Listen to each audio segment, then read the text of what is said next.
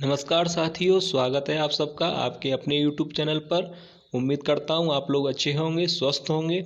तो आज की वीडियो में हम आदिकाल, भक्तिकाल, रीतिकाल और आधुनिक काल से संबंधित महत्वपूर्ण रचनाएं और उनके रचनाकारों के बारे में पढ़ेंगे, क्योंकि इससे एग्जाम में प्रश्न अवश्य आता है। तो हम नहीं चाहते कि कोई भी प्रश्न आप लोगों से एग्जाम में रहे या गलत हो, तो इसी को ध्यान में रखते हुए आज ये वीडियो बनाई गई है। और अगर आपको वीडियो अच्छी लगे तो लाइक कीजिएगा और चैनल को सब्सक्राइब जरूर कर लीजिएगा, क्योंकि ऐसी महत्वपूर्ण वीडियो इस चैनल पर अपलोड किए जाएंगे। तो चलिए वीडियो को शुरू करते हैं और देखते हैं एक एक करके आदिकाल, भक्तिकाल, रीतिकाल और आधुनिक काल की महत्वपूर्ण रचनाएं और उनके रचनाकारों को। तो चलिए वीडियो को शुरू करते हैं। तो देखिए, सबसे पहले हम पढ़ेंगे आदिकाल। आदिकाल की जो महत्वपूर्ण रचना है और रचनाकार हैं उनके बारे में देखते हैं। तो देखिए, सबसे पहले आदिकाल की साहित्यिक रचनाएं। सबसे पहले हम पढ़ेंगे आदिकाल की साहित्यिक रचनाएं। तो देखिए, आदिकाल से संबंधित जो रचनाएं हैं, सबसे पहली है पृथ्वीराज रासो। याद रखिए, पृथ्वीराज रासो के रचनाकार हैं चंद बरदाई। ये बहुत ही महत्वपूर्ण है, पहली ही रचना बहुत महत्वपूर्ण है, क्योंकि ये एग्जाम में आप लोगों से पूछी जाती है कि पृथ्वीराज रासो रचना के रचनाकार कौन हैं। तो याद रखिएगा, पृथ्वीराज रासो रचना के रचनाकार चंद बरदाई हैं। इसके बाद सेकंड है बीसल देव रासो।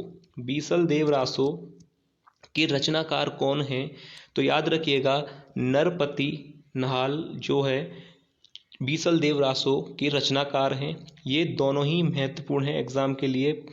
आप याद रखिएगा, पृथ्वीराज रासो अगर आप लोगों से पूछा जाता है तो चंद बरदाई इसके रचनाकार हैं, बीसल देव रासो के नरपति नाहल हैं, और तीसरे नंबर पर है खुमान मल रासो।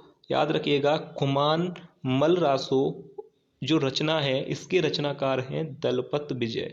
और ये जो जितनी भी रचना आप लोग अभी देख रहे हैं वो आदिकाल की हैं, समझिएगा आदिकाल की रचनाएं हैं। सबसे पहले थी पृथ्वीराज रासो जिसके चंद बरदाई थे, उसके बाद थी बीसल देव रासो, नरपति नाहल, फिर थी खुमान मल रासो, इसके रचनाकार थे दलपत विजय। अब फोर्थ है हम्मीर देव रासो। हम्मीर देव रासो जो रचना है इसके रचनाकार हैं जज्वल। याद रखिएगा, ये भी एग्जाम में आप लोगों से पूछा जा सकता है। इसके बाद आता है परमाल रासो। परमाल रासो के अगर आपसे पूछा जाए परमाल रासो रचना के रचनाकार कौन हैं, तो आंसर हो जाएगा जगनीक। याद रखिएगा, जगनीक जो है परमाल रासो के रचनाकार हैं। इसके बाद है कीर्तिलता या कीर्ति पताका। दोनों में से कोई भी आपसे पूछा जाए कि कीर्तिलता या कीर्ति पताका के रचनाकार कौन हैं, तो राइट आंसर हो जाएगा विद्यापति।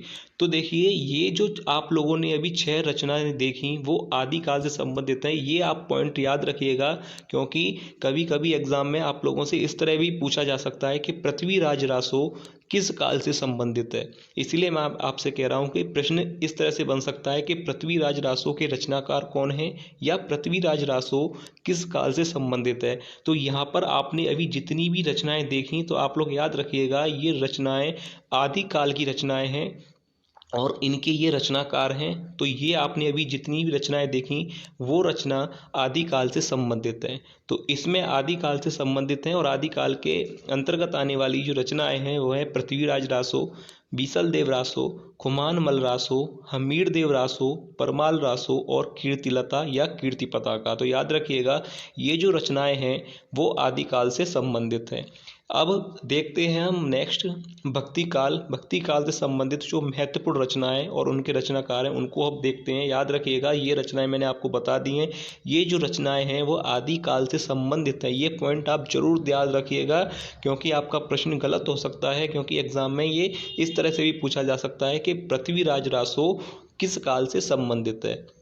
इसीलिए मैं आप लोगों से कह रहा हूं कि आप लोग इस पॉइंट को अपने माइंड में सेट कर लें कि ये जो रचनाएं हैं वो आदिकाल से संबंधित हैं। इसके बाद नेक्स्ट आता है भक्तिकाल, उसको अब देखते हैं। तो देखिए, भक्तिकाल से संबंधित रचनाओं के बारे में पढ़ते हैं। देखिए, तो देखिए नेक्स्ट है हमारा भक्तिकाल। अब भक्तिकाल से संबंधित साहित्यिक रचनाएं कौन कौन सी हैं? तो देखिए, सबसे पहले आता है फर्स्ट सूरसागर। ये जो रचना है वो भक्ति काल की है और इसके रचनाकार हैं सूरदास। याद रखिएगा, सूरदास जो है इसके रचनाकार हैं। सेकंड है रामचरितमानस। रामचरितमानस जो रचना है वो भक्ति काल से संबंधित है और तुलसीदास इसके रचनाकार हैं। इसके बाद आती है थर्ड नंबर पर बीजक।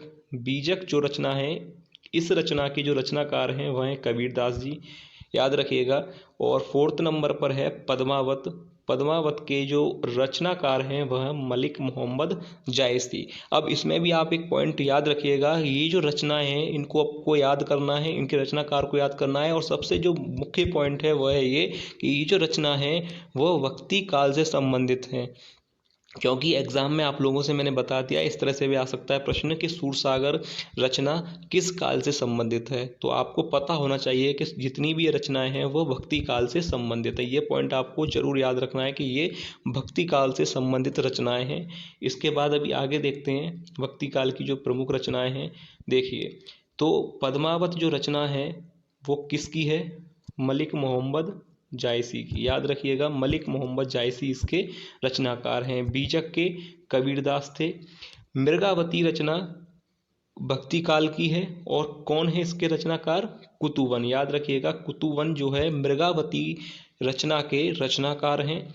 सिक्स नंबर पर है मधुमालती। इस रचना के रचनाकार हैं मंजन। और चित्रावली रचना के उस्मान, याद रखिएगा, चित्रावली रचना के रचनाकार हैं उस्मान। अब मैं आपको एक बार फिर से बता दूं जो रचना और रचनाकारों के बारे में। सबसे पहले सूरसागर सूरदास जी की है, रामचरितमानस तुलसीदास, बीजक कबीरदास की है, पद्मावत मलिक मोहम्मद जायसी, मृगावती जो है कुतुवन, और मधुमालती मंजन, और चित्रावली जो है उस्मान की है। तो याद रखिएगा, अब आपने ये जो देखी हैं 7 रचनाएं जो आपने देखी हैं, तो याद रखिएगा ये जो 7 रचनाएं संबंधित हैं वो भक्ति काल से संबंधित है। तो ये पॉइंट आपको याद रखना है कि ये जो आपने अभी 6 रचनाएं देखी हैं, 7 रचनाएं देखी हैं, ये भक्ति काल से संबंधित हैं। सूरसागर, रामचरितमानस, बीजक, पद्मावत, मृगावती, मधुमालती और चित्रावली, ये जो 7 रचनाएं आपने देखी हैं ये भक्ति काल से संबंधित हैं। ये पॉइंट आप जरूर याद रखिएगा। अब देखते हैं इसके बाद रीति काल से संबंधित महत्वपूर्ण रचनाएं। तो देखिए, रीति काल की जो साहित्यिक रचनाएं हैं वो अब हम देखते हैं। थर्ड है रीति काल। अब देखिए, रीति काल की जो महत्वपूर्ण साहित्यिक रचनाएं, क्योंकि ये टॉपिक से एग्जाम में आप लोगों का जो है क्वेश्चन 100% आएगा, तो इसलिए आपको ये कराया जा रहा है, क्योंकि इससे एग्जाम में आपसे पूछा जाएगा। तो देखिए, रीतिकाल तीसरे नंबर पर आता है। रीतिकाल, तो रीतिकाल की जो रचना और उनके जो रचनाकार हैं इनके बारे में देखते हैं। तो देखिए, सबसे पहले है बिहारी सतसई। बिहारी सतसई के जो रचनाकार हैं वह है बिहारी जी, याद रखिएगा, बिहारी सतसई के रचनाकार बिहारी हैं। अब है शिवा बावनी या शिवराज भूषण, ये अलग अलग रचना है। शिवा बावनी या शिवराज भूषण, अगर ये आपसे पूछा जाता है तो इसका राइट आंसर होगा भूषण। याद रखिएगा, शिवा बावनी और शिवराज भूषण के जो रचनाकार हैं वह है भूषण जी। अब इसके बाद है कवि प्रिया। कवि प्रिया और रामचंद्रिका। अब इस रचना के रचनाकार हैं केशवदास, याद रखिएगा, केशवदास जो है कवि प्रिया और रामचंद्रिका के रचनाकार हैं। भाव विलास या अष्टयाम, इसके जो रचनाकार हैं वह हैं देव, याद रखिएगा, भाव विलास या अष्टयाम के जो रचनाकार हैं वह है देव। इसके बाद आता है, नेक्स्ट आता है इसके बाद सुजान विलास और कोकसार। इसके याद रखिएगा, सुजान विलास और कोकसार के जो है रचनाकार वह हैं घनानंद। जगत विनोद या राम रसायन, इसके हैं रचनाकार हैं इसके पद्माकर, याद रखिएगा, पद्माकर इसके रचनाकार हैं। तो देखिए, मैं आपको फिर से बता दूं, बिहारी सतसई के जो रचनाकार हैं वह हैं बिहारी जी, शिवा बावनी के भूषण जी, कवि प्रिया और रामचंद्रिका के केशवदास, भाव विलास या अष्टयाम के देव, और सुजान विलास या कोकसार के जो रचनाकार हैं वह हैं घनानंद, और जगत विनोद और राम रसायन के जो है पद्माकर। आप चाहें तो इसका वीडियो को डाउनलोड भी कर सकते हैं और चाहें तो आप इसका स्क्रीनशॉट भी ले सकते हैं, क्योंकि ये बहुत ही महत्वपूर्ण है आप लोगों के लिए। तो इसको आप एक बार अच्छी तरह से देख जरूर लीजिएगा, और चाहें तो इसकी नोट्स बना लीजिए, और या चाहें तो आप लोग वीडियो को डाउनलोड कर सकते हैं। ठीक है, तो इसके बाद ये आपने जो देखी ये है रीतिकाल से संबंधित। सबसे पहले हमने पढ़ी थी आदिकाल से संबंधित रचनाएं, उसके बाद भक्ति काल से संबंधित रचनाएं थी, अब थी रीतिकाल से संबंधित रचनाएं। अब इसके बाद हम पढ़ेंगे जो कि लास्ट है आधुनिक काल की साहित्यिक रचनाएं। साहित्यिक कृतियाँ हैं। तो अब देखिए आधुनिक काल की साहित्यिक कृतियों के बारे में देखते हैं, क्योंकि ये जो काल हैं इनकी जो महत्वपूर्ण रचनाएं, इनसे एग्जाम में प्रश्न 100% बनता है। तो इसलिए हम नहीं चाहते कि कोई भी प्रश्न आप लोगों से गलत हो, इसी को ध्यान रखते हुए वीडियो बनाई गई। अगर वीडियो देखिए आप लोगों को अच्छी लग रही है तो आप वीडियो को लाइक ज़रूर कीजिएगा और चैनल को सब्सक्राइब जरूर कर लीजिएगा, क्योंकि ऐसे ही इस चैनल पर महत्वपूर्ण वीडियो अपलोड की जाएंगी। चलिए देखते हैं आधुनिक काल की साहित्यिक रचनाएं। तो अब है हमारा आधुनिक काल की साहित्यिक रचनाएं। तो देखिए सबसे पहले आता है अंधेर नगरी। अंधेर नगरी के जो रचनाकार हैं वह हैं भारतेंदु हरिश्चंद्र। भारतेंदु हरिश्चंद्र जो है वो अंधेर नगरी के रचना के रचनाकार हैं। भारत दुर्दशा के रचनाकार भी भारतेंदु हरिश्चंद्र हैं। इसके बाद है परीक्षा गुरु। परीक्षा गुरु जो रचना है इसके रचनाकार हैं श्रीनिवास दास। देवरानी जेठानी रचना के हैं गोपाल दास गहमरी। चिंतामणि के हैं आचार्य रामचंद्र शुक्ल। और चिंतामणि पहले मैं बता दूं बहुत ही इंपॉर्टेंट है, एग्जाम में ज़्यादातर पूछा जाता है कि चिंतामणि के रचना के रचनाकार कौन है, तो याद रखिएगा आचार्य रामचंद्र शुक्ल हैं। और एक बात याद रखिएगा, ये जो आप रचनाएं अब देख रहे हैं ये आधुनिक काल के अंतर्गत आती हैं, इसलिए ये पॉइंट आपको बार बार कह रहा हूँ मैं, याद रखिएगा आदिकाल की कौन सी हैं, भक्तिकाल, रीतिकाल और आधुनिक काल की कौन सी हैं। तो ये आप जो पढ़ रहे हैं अभी ये आधुनिक काल से संबंधित है। अंधेर नगरी भारतेंदु हरिश्चंद्र, भारत दुर्दशा भारतेंदु हरिश्चंद्र, परीक्षा गुरु जो है श्रीनिवास दास की है और चिंतामणि आचार्य रामचंद्र शुक्ल की। आगे देखते हैं, देखिए आगे है चिंतामणि के जो हैं आचार्य रामचंद्र शुक्ल हैं, याद रखिएगा। अनामिका जो है, अनामिका के सूर्यकांत त्रिपाठी निराला हैं। युगबाणी के सुमित्रा नंदन पंत हैं। और दीपशिखा रचना के रचनाकार जो है महादेवी वर्मा है, याद रखिएगा ये भी एग्जाम में पूछी जाती है। दीपशिखा के जो रचनाकार हैं वह है महादेवी वर्मा, याद रखिएगा बहुत ही महत्वपूर्ण है महादेवी वर्मा। इसके बाद है प्रेमाश्रम की जो रचनाकार हैं वह है प्रेमचंद जी, याद रखिएगा। गबन जो काफ़ी बार एग्जाम में पूछा गया है, गबन के जो रचनाकार हैं वह हैं प्रेमचंद, इसको तो आप अंडरलाइन कर लीजिए। प्रेमचंद जो है गबन और प्रेमाश्रम के जो है रचनाकार हैं। और गोदान भी इन्हीं की ही रचना है प्रेमचंद की। तो ये जो 3 पॉइंट हैं ये बहुत महत्वपूर्ण है। गोदान, गबन और प्रेमाश्रम ये तीनों रचनाएं जो है प्रेमचंद की हैं, याद रखिएगा। एक बार मैं फिर से आपको बता दूं तीनों के बारे में। देखिए प्रेमाश्रम प्रेमचंद और गबन प्रेमचंद, गोदान प्रेमचंद, ये तीनों जो है महत्वपूर्ण हैं एग्जाम के लिए बहुत ज़्यादा। तो याद रखिएगा तीनों की तीनों, प्रेमाश्रम, गबन और गोदान ये प्रेमचंद की रचनाएं, ठीक है, याद रखिएगा। अब है शेखर एक जीवनी। शेखर एक जीवनी इस रचना के जो रचनाकार हैं वह हैं सच्चिदानंद हीरानंद वात्स्यायन।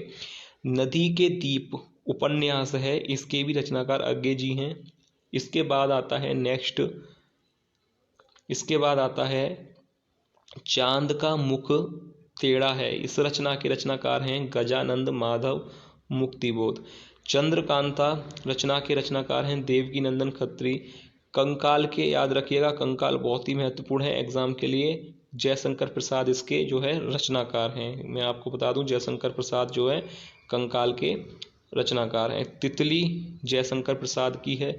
चंद्रगुप्त जयशंकर प्रसाद। स्कंदगुप्त भी जो है जयशंकर प्रसाद का है, याद रखिएगा। और ध्रुव स्वामिनी भी जयशंकर प्रसाद। तो देखिए लास्ट में कितने महत्वपूर्ण हैं मैं आपको बता दूं। देखिए कंकाल से लेकर कंकाल, तितली, चंद्रगुप्त, स्कंदगुप्त और ध्रुव स्वामिनी ये जो रचनाएं हैं ये सब जयशंकर प्रसाद की हैं। तो याद रखिएगा ये सब जयशंकर प्रसाद के द्वारा रचित हैं। ये जो आपने भी पांचों देखी, कंकाल, तितली और चंद्रगुप्त, स्कंदगुप्त और ध्रुव स्वामिनी, ये एग्जाम के लिए भी बहुत ही महत्वपूर्ण है, क्योंकि एग्जाम में आप लोगों से ऐसे ही जो है पूछी जाती हैं। तो आपको आई होप आप लोगों को समझ में आ गया होगा कि मैं आपको क्या समझाना चाह रहा हूँ कि जो कालों से संबंधित जो आपने रचनाएं देखी हैं तो याद रखिएगा मुख्य पॉइंट कि किस काल से संबंधित है, क्योंकि रचनाकार आप लोग फिर भी कर सकते हैं याद। कालों से संबंधित आपको कंफ्यूज नहीं होना है कि आदिकाल के अंतर्गत कौन सी आती हैं, रीतिकाल, भक्तिकाल और आधुनिक काल के अंतर्गत कौन सी आती हैं। तो देखिए ये जो अभी मैंने आपको 5 बताई थी, कंकाल, तितली, चंद्रगुप्त, स्कंदगुप्त, ये पांचों जो है जयशंकर प्रसाद की हैं। ये पांचों की पांचों जयशंकर प्रसाद की हैं। तो याद रखिएगा इससे भी प्रश्न आपसे एग्जाम में बन सकता है। तो आज की वीडियो में आपने पढ़ा आदिकाल, रीतिकाल, भक्तिकाल और आधुनिक काल से संबंधित जो रचनाएं थी उनके बारे में, उनके रचनाकारों के बारे में पढ़ा। इसी तरह से नेक्स्ट वीडियो में हम आपको और महत्वपूर्ण टॉपिक पढ़ाएंगे। तो इसलिए अगर वीडियो आप लोगों को अच्छी लगे तो वीडियो को लाइक कीजिएगा और चैनल को सब्सक्राइब जरूर कर लीजिएगा, क्योंकि ऐसी ही महत्वपूर्ण वीडियो इस चैनल पर अपलोड किए जाएंगे। तो चलिए मिलते हैं नेक्स्ट वीडियो में, तब तक आप लोग अपनी तैयारी अच्छी तरह से करते रहिए। अब हम मिलेंगे नेक्स्ट वीडियो में महत्वपूर्ण टॉपिक के साथ।